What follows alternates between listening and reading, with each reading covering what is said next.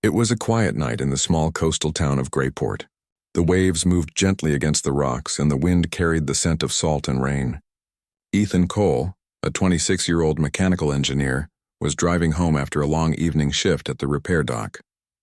He liked the silence of the road that wound along the cliffs. It was his time to think, to breathe, and to forget the noise of everyday life. But that night, something strange broke the calm. A sudden flash of light streaked across the sky, brighter than lightning, faster than any airplane. It vanished behind the cliffs and ended with a deep, echoing thud. Ethan stopped the car immediately. For a moment, he just sat there, unsure if it was real. Then curiosity took over. He grabbed his flashlight, stepped out into the chilly air, and began walking toward where the light had disappeared. As he moved closer, the sound of crackling filled the air, like metal cooling after intense heat. His heart beat faster. He reached a clearing and froze. A strange object lay half buried in the sand.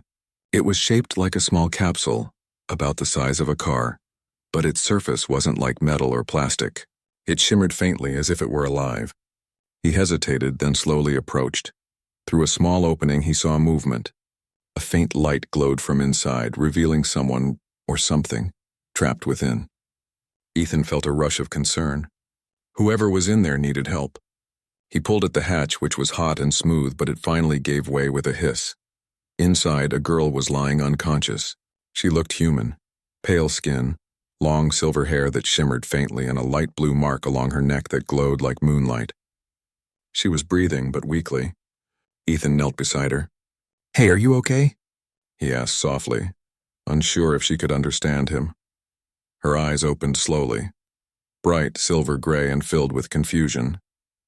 She looked at him for a long moment before whispering something in a language he couldn't understand. Then, surprisingly, she switched to broken English. "Where am I?" "You're safe," Ethan said. "You had some kind of accident. I'll help you." She blinked, trying to sit up, but he gently helped her stand. "My name's Ethan," he said, trying to smile to ease her fear. "Can you walk?" "I think so," she murmured. Her voice was calm, but carried a strange echo, like two tones blending together. He helped her back to his truck, wrapped her in his jacket, and took her home. The whole way he kept glancing at her, unable to shake the feeling that this girl was different, not just because of her glowing mark or strange clothes, but because of the calm energy that seemed to surround her. At his small workshop near the shore, he made her some tea and offered a blanket. She sat quietly, studying every small object in his room as if she'd never seen them before. The clock, the kettle, even the window. "You're not from around here, are you?" Ethan asked with a nervous smile. She looked at him for a long moment before answering softly, "No, I'm not from this world." Ethan laughed lightly, thinking she was joking, but her serious eyes made his smile fade. "Wait, what do you mean?" She looked down at her hands. "I came from the stars. My ship was damaged. I didn't mean to come here. Your planet's pull caught me off guard." Ethan didn't know what to say. She spoke with such honesty that he couldn't dismiss it. "So you're saying you're an alien?" he asked quietly. She nodded once. "My name is Lyra." For a few seconds, neither of them spoke. The clock ticked softly. Outside, the rain began to fall. Ethan sat across from her, trying to process what he had just heard. "That's hard to believe," he admitted. "I understand," she said calmly. "Your kind doesn't meet travelers often." There was a gentle humor in her voice that made him smile again. He wanted to ask 100 questions, but he could see she was exhausted. "You should rest," he said. "We'll talk tomorrow." Lyra looked at him, her silver eyes soft. "You helped me when you didn't have to. Thank you." That night, Ethan couldn't sleep. He kept thinking about her words. "I came from the stars." It sounded impossible, yet something about her made him believe. She wasn't dangerous or strange in the way he'd expect. She seemed lost, like someone far from home.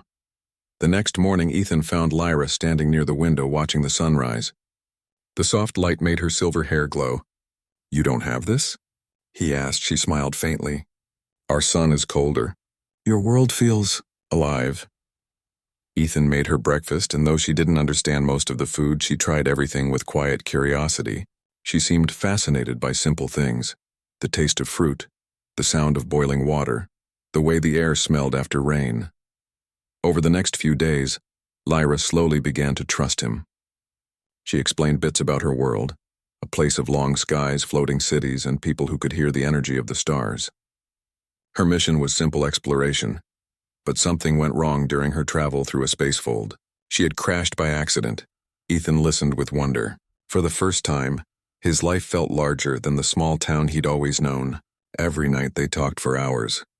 He showed her human inventions, and she showed him strange glowing stones from her world that hummed softly when touched. One evening they walked along the cliffs together. The sea was calm and the stars reflected on the water. Lyra looked up and said quietly, "Do you ever feel small beneath your sky?" Ethan smiled. "All the time. But maybe that's what makes it beautiful, knowing how big everything is out there." Lyra looked at him for a long moment, her expression thoughtful. "You think like my people. Maybe our worlds are not so different after all." He laughed softly. "Maybe not." From that night, something changed between them. Their bond grew, not romantic, but deeply human. They were two beings from different worlds who found understanding in silence, curiosity, and kindness. Ethan didn't know it yet, but meeting Lyra was only the beginning. Her presence would soon pull him into a mystery older and greater than he could ever imagine. The quiet life he once knew was gone. Somewhere in the shadows of that small coastal town, destiny had already started to stir. Days passed quietly after Lyra's arrival, but nothing in Ethan's world felt ordinary anymore. Every sunrise seemed brighter, every sound sharper. Every small thing suddenly felt important. He had begun helping Lyra fix the broken parts of her small ship, which was hidden beneath a large rock formation near the cliffs. They worked carefully only during night hours when no one could see the strange lights from her tools. Lyra was patient and calm, always speaking with a soft tone. Her hands moved with precision as she repaired the strange, glass-like circuits that pulsed with blue light. Ethan often watched in awe. She didn't just fix things, she seemed to understand them in a deeper way, as if she could feel how the energy flowed inside. One night, while examining the damaged part of the pod, Ethan found something unusual. Behind the crash site, half covered in sand, stood an entrance to what looked like a tunnel made of smooth stone. It curved into the ground, marked with faint symbols that glowed faintly when touched.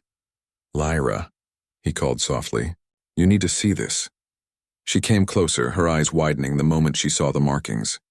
"These are not human," she whispered. Her voice carried both surprise and sadness.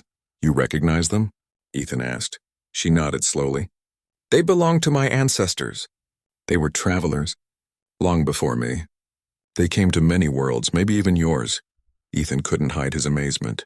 "So they were here, centuries ago." Lyra placed her palm over one of the glowing symbols.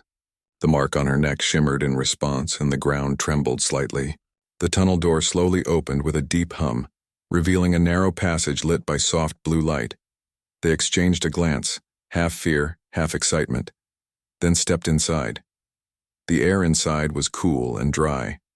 The walls were smooth, covered in silver lines that moved like veins of light. Strange carvings glowed faintly, showing figures of tall beings wearing elegant suits of armor, standing beneath twin suns.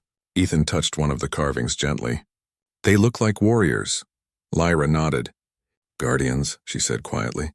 "My people once believed they were chosen to protect life wherever they went, but they disappeared long ago." As they walked deeper, the tunnel opened into a large circular chamber. In the center stood something magnificent, a full suit of silver armor standing upright on a pedestal. It wasn't dusty or broken. It looked alive, almost breathing, with faint light pulsing through its surface. The shape was elegant and smooth, almost weightless and yet powerful. Ethan stood speechless.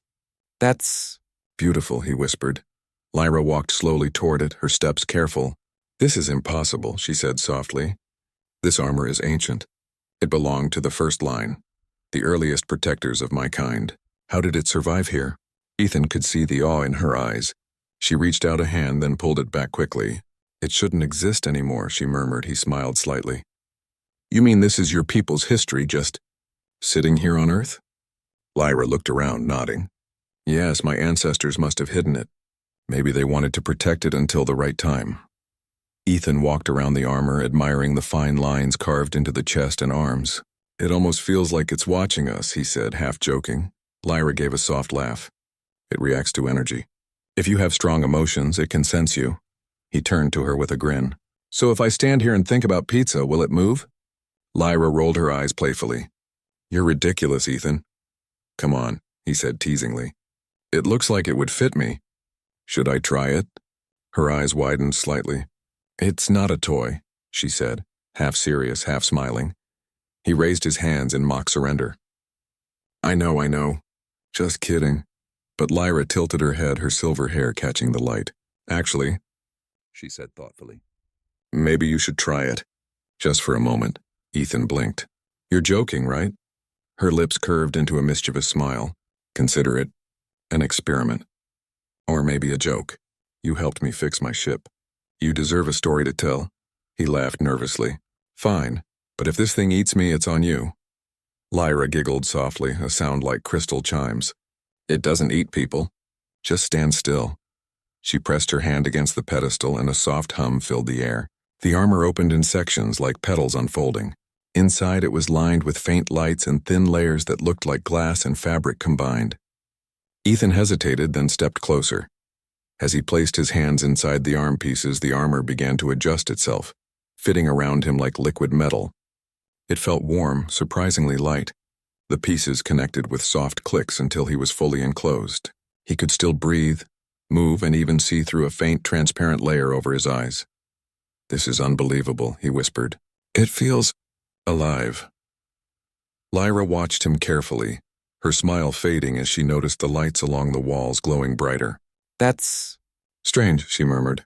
It's reacting to you. Ethan looked down.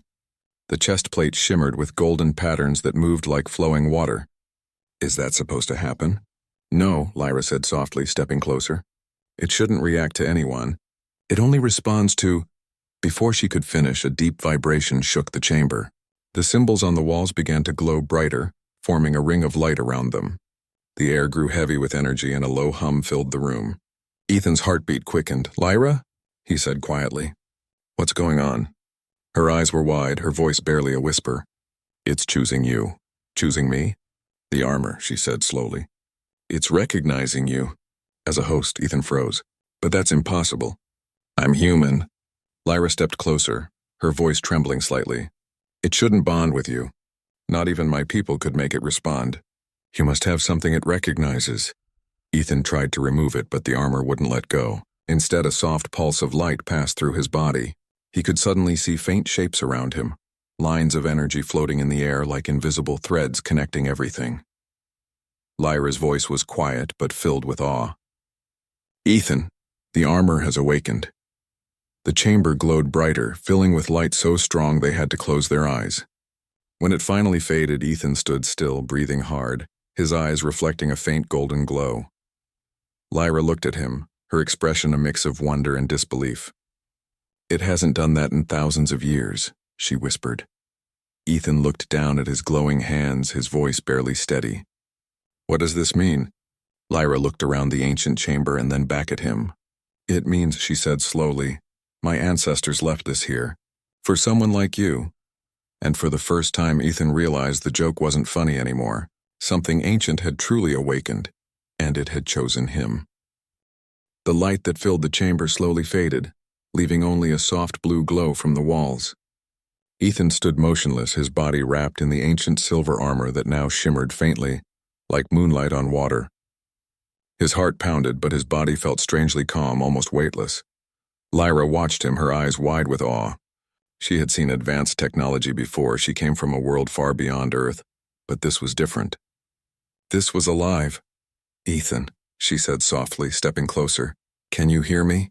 Yes, he whispered, his voice echoing faintly through the armor. I can hear you. And something else. What do you mean? He closed his eyes, trying to make sense of the strange sounds in his head. It wasn't noise, it was like whispers, soft and distant, speaking in a language he didn't know yet somehow understood.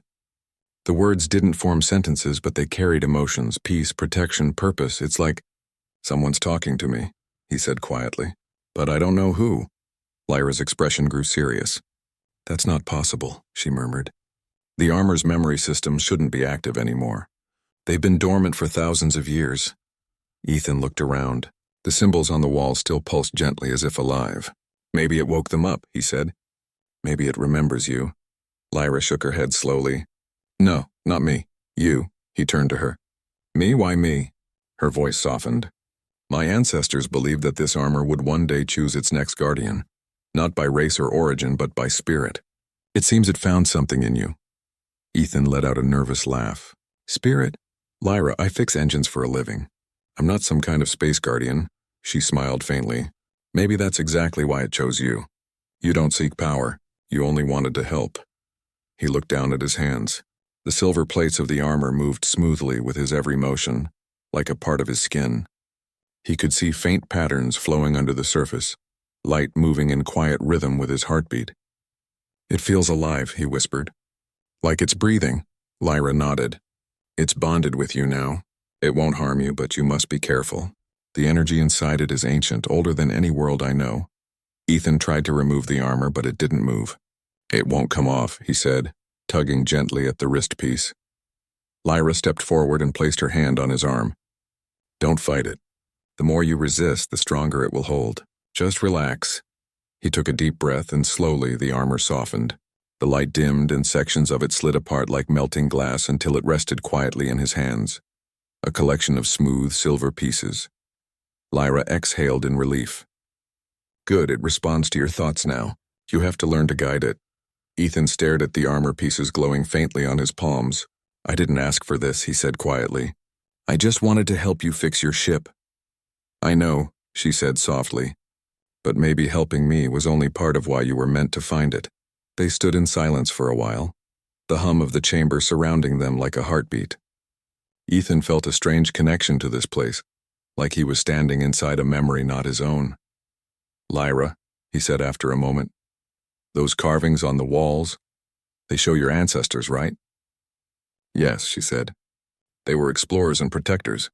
They believed in balance. Wherever they found chaos, they tried to bring peace. But something happened long ago. A great silence fell over our people. The armor was lost and so was our purpose.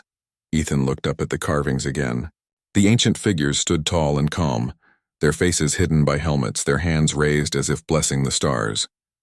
Do you think they came to Earth for the same reason? He asked. Lyra's gaze softened. Maybe they saw something in humanity worth protecting. Maybe they hoped your kind would one day carry their legacy. He let the thought settle. It felt unreal.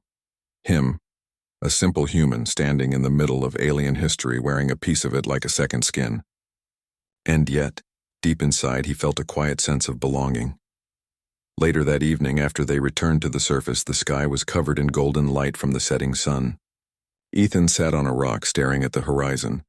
The armor pieces rested beside him, folded neatly, still glowing faintly. Lyra sat a few feet away, watching him silently. You're quiet, she said softly. Just thinking, he replied. It's strange. A week ago, I didn't believe in anything beyond this planet. Now I'm wearing something made before humans even existed. Lyra smiled gently. The universe is full of surprises. Sometimes the right person finds them without meaning to. He looked at her curiously. Has your people ever seen this happen before? The armor choosing someone outside your kind? She shook her head. Never. If the stories are true, even our greatest leaders couldn't awaken it after the first guardians vanished. It waited for ages, silent. Until you. Ethan laughed quietly. So I'm the chosen one, huh? She tilted her head. Maybe not chosen. Maybe discovered.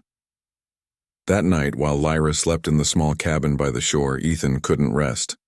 The armor lay on the table beside him, faintly glowing under the moonlight. He reached out, touching one of the plates gently. The moment his skin made contact, a soft pulse of light rippled across it. In an instant, he saw flashes. Visions, like memories not his own. A vast sky filled with twin suns. A city floating above clouds. Tall figures walking side by side with creatures made of light. Then a storm, stars collapsing, worlds falling silent. And in the middle of it, the same armor glowing brighter than everything around it. Ethan gasped and pulled his hand back. The images disappeared, but their echo lingered in his mind. He sat still, trying to calm his racing heart. What was that? He whispered to himself. Lyra appeared in the doorway, wrapped in a blanket. You saw something, didn't you? She asked gently. He looked at her, surprised. How did you know? I felt the energy shift, she said. It's showing you its memory. The armor carries the story of my ancestors, their victories, their losses. It's not just a weapon, Ethan, it's a witness. He swallowed hard. Then why show me? She walked closer, her expression thoughtful. Maybe it wants you to remember what they stood for, to finish what they started. Ethan looked back at the glowing armor. I'm not a hero, Lyra, I'm just me, she smiled softly. That's exactly why I trust you. The ocean waves outside whispered gently against the shore. The stars stretched endlessly above them, the same stars that had once guided Lyra's ancestors across the galaxy. Ethan sat in silence, realizing his life would never be the same. The armor wasn't just a piece of alien technology. It was a connection between two worlds, between the past and the present, between him and something far greater than he could understand. As the night deepened, the armor's light slowly dimmed, resting quietly, waiting for the moment it would be needed again. Morning sunlight shimmered across the water as waves rolled gently against the shore. Ethan stood outside his small cabin, watching the sea with quiet thought. The armor rested beside him on a wooden table, still and silent as if sleeping. Yet deep inside he could feel it. A soft hum beneath his skin, like a faint heartbeat that wasn't his own. For days, strange things had been happening. When he walked near metal, it sometimes vibrated slightly. Lights flickered when he was upset or distracted.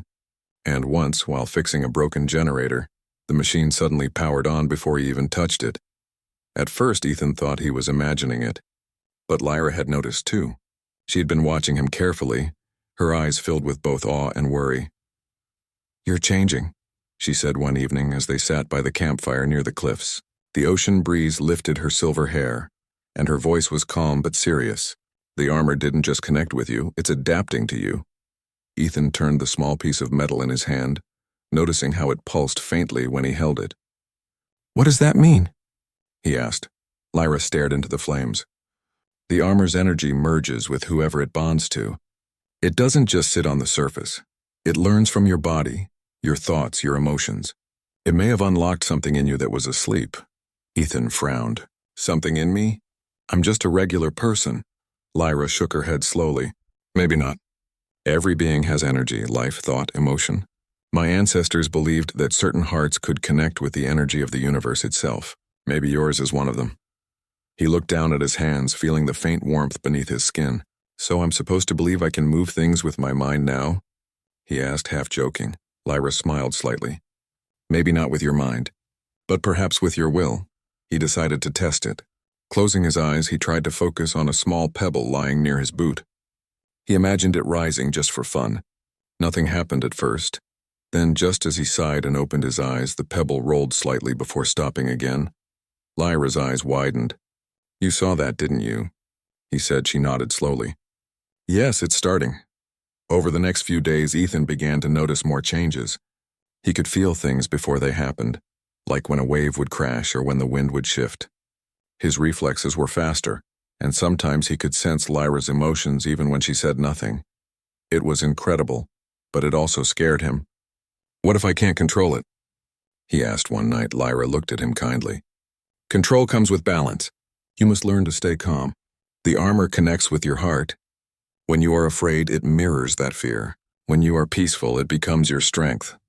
Ethan took her advice seriously. He began to meditate with her guidance, learning how to breathe slowly, how to quiet his thoughts. Each time he focused, he could feel the soft energy inside him becoming gentler, clearer, like ripples smoothing out on still water. But not everything outside their small world remained peaceful. Unseen by them, the crash site had not gone unnoticed. People in the nearby town had begun to whisper about strange lights near the cliffs, about sounds like thunder that came from underground. And soon, government agents arrived. Quiet men in dark vehicles who asked too many questions and took too many photos. Lyra grew nervous. "If they find the ship, they'll take everything," she said. "Your people don't understand technology like mine. They'll try to control it." Ethan felt the same fear. They had hidden the remains of her pod well, but nothing stayed secret forever. One evening, as the sun dipped behind the horizon, they returned to the cave where the armor had first awakened. The chamber glowed softly, welcoming them back. "I think I need to understand what this armor really wants," Ethan said. "It's not just random energy. It feels purposeful." Lyra nodded. Then listen. Don't think, just listen. He stepped into the center of the chamber and closed his eyes. Slowly, the armor lifted from his hands, floating in the air around him. The pieces came together silently, encasing him once again in soft silver light. A calm energy flowed through him. Stronger this time, clearer. The whispers he had once heard returned, but now he could almost understand them. They were not words, but emotions. Unity, peace, protection. Visions filled his mind again, this time brighter. He saw Earth, its oceans glowing blue, its people living beneath one shared sky. Then he saw Lyra's homeworld, full of light and floating towers. And then, the two worlds connected by a beam of golden light. When he opened his eyes, he gasped softly. Lyra, I think I understand now. She looked at him curiously. Understand what? This armor wasn't built for war. It was built to protect. Not just your world, any world. Lyra's eyes softened. That was their dream, she said quietly. Maybe you're the one who can make it real again. But before they could speak more, a faint noise echoed from outside, the sound of vehicles approaching in the distance. Lyra's expression changed instantly. They found us, she whispered. Ethan turned toward the entrance, his heart pounding. He didn't want to hurt anyone, but he also couldn't let them capture Lyra or the armor. Go, she said quickly. Hide until I signal you. But Ethan shook his head. No, I can't just run away. If they see you, they'll never let you go. She looked torn. You can't reveal what you are. They'll fear what they don't understand. Ethan took a deep breath, feeling the armor pulse gently around him. Maybe they don't have to see everything. Maybe they just need to understand that we mean no harm. Lyra's eyes met his, filled with trust and worry. Promise me you'll be careful, he nodded. Always. They quickly left the chamber and returned to the surface. The night was quiet, but in the distance faint lights flickered, flashlights moving among the rocks. Ethan could sense their presence before he even saw them. He turned to Lyra and whispered, No matter what happens, we stick together. She smiled softly. Together. For the first time, Ethan didn't feel afraid. The armor wasn't just surrounding him. It felt like it was guiding him. He could sense its calm energy within him, steady and strong. As the wind carried the sound of footsteps closer, Ethan looked up at the stars.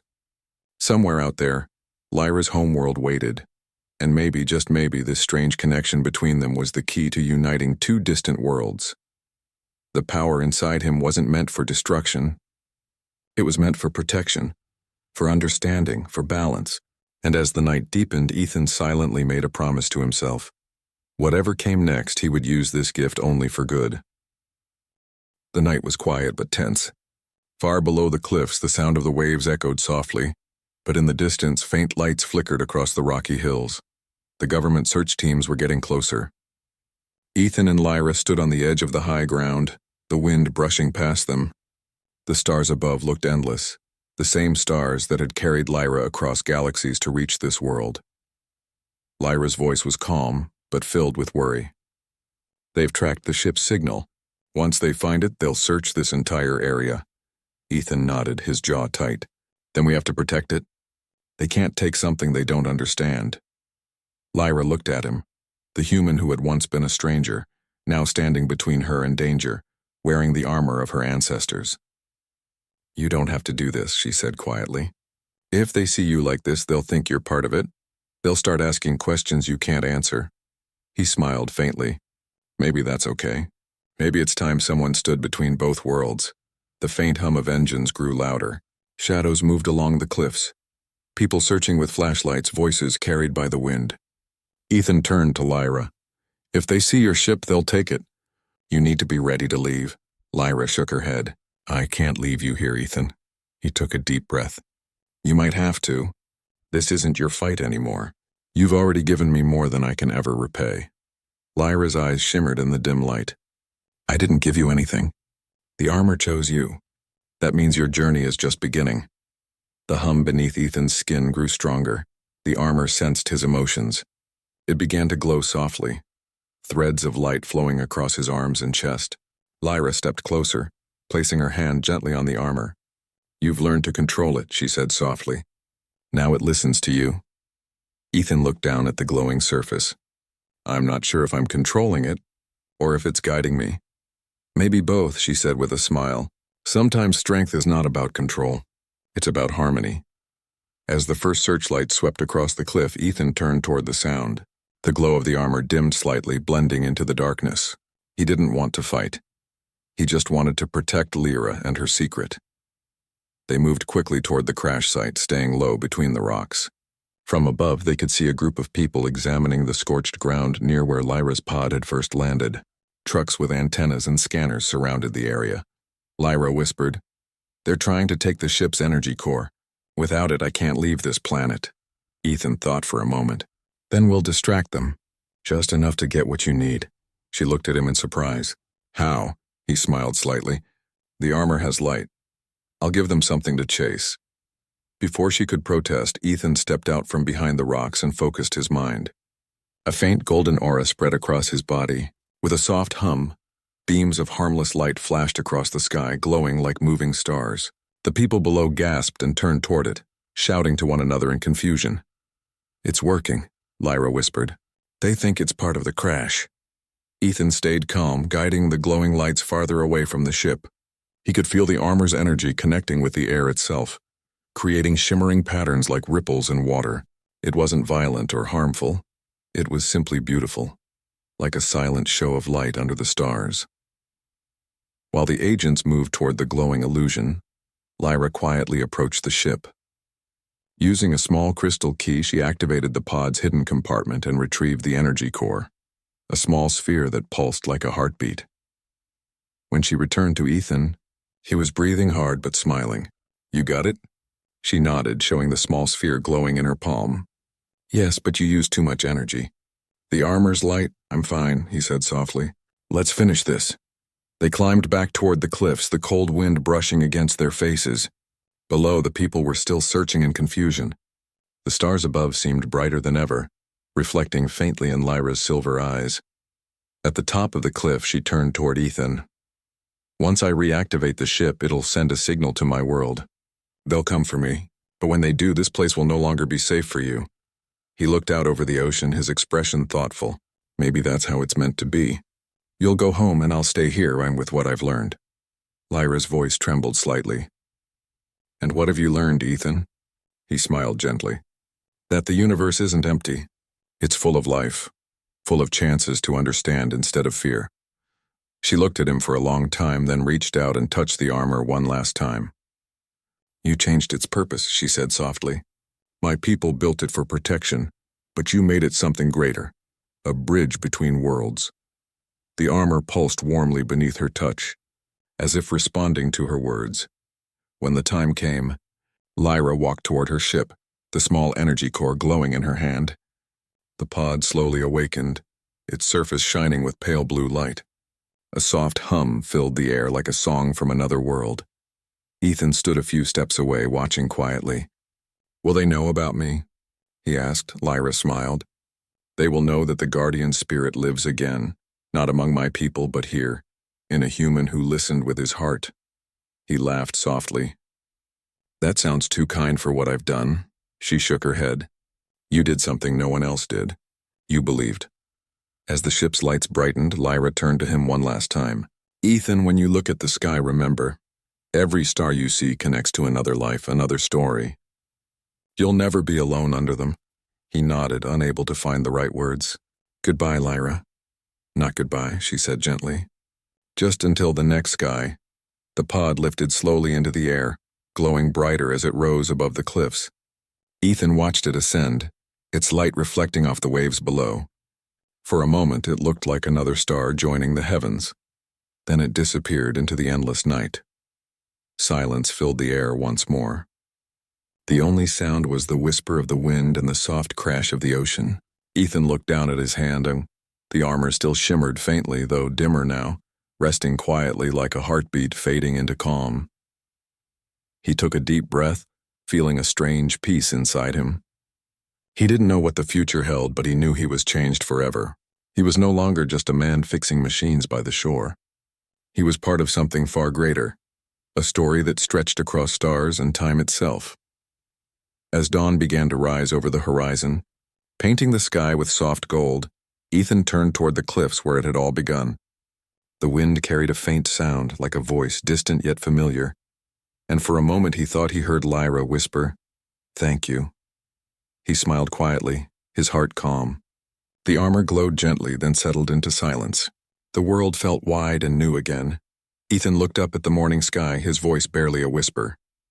"Until the next sky, Lyra," and with that, the sun rose, bright and golden, over a world forever changed. By a friendship that had bridged two worlds and awakened a power meant not for conquest, but for peace.